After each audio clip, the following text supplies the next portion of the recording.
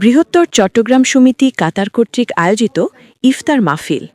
সংগঠনের সম্মানিত সভাপতি রফিকুল ইসলাম হেলাল সিআইপির সভাপতিত্বে এবং সাধারণ সম্পাদক হাসান বিল্লার সঞ্চালনায় দোহার একটি অভিজাত হোটেল ক্যাম হোটেলে অনুষ্ঠিত হয়।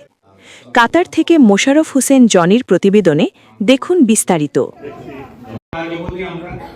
অনুষ্ঠানে প্রধান অতিথি হিসেবে কাতারস্থ বাংলাদেশ দূতাবাসের শ্রম কাউন্সিলর মাসুদুল কবির ও বিশেষ অতিথি হিসেবে উপস্থিত ছিলেন কাউন্সিলর মোহাম্মদ বারিকুল ইসলাম।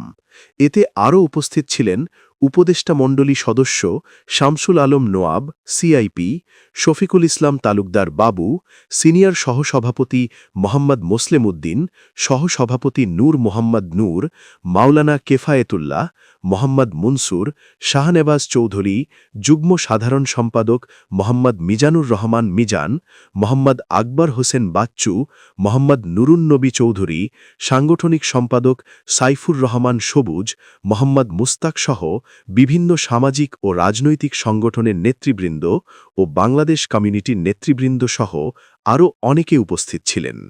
অনুষ্ঠানের শুরুতে পবিত্র কোরআন থেকে তেলাওয়াত ও মোনাজাত করা হয়। অনুষ্ঠানকে সফল, সুন্দর ও সার্থক করার জন্য উপস্থিত সবাইকে বৃহত্তর চট্টগ্রাম সমিতি কাতারের পক্ষ থেকে কৃতজ্ঞতা প্রকাশ করছি। আশা করছি আপনাদের সকলকে সাথে নিয়ে বৃহত্তর চট্টগ্রাম সমিতি কাতার মানবিক কাজকর্মের মধ্য দিয়ে আরও অনেক দূর এগিয়ে যাবে। এই কামনায় সাইফুর রহমান সবুজ, সাংগঠনিক সম্পাদক, বৃহত্তর চট্টগ্রাম সমিতি কাতার।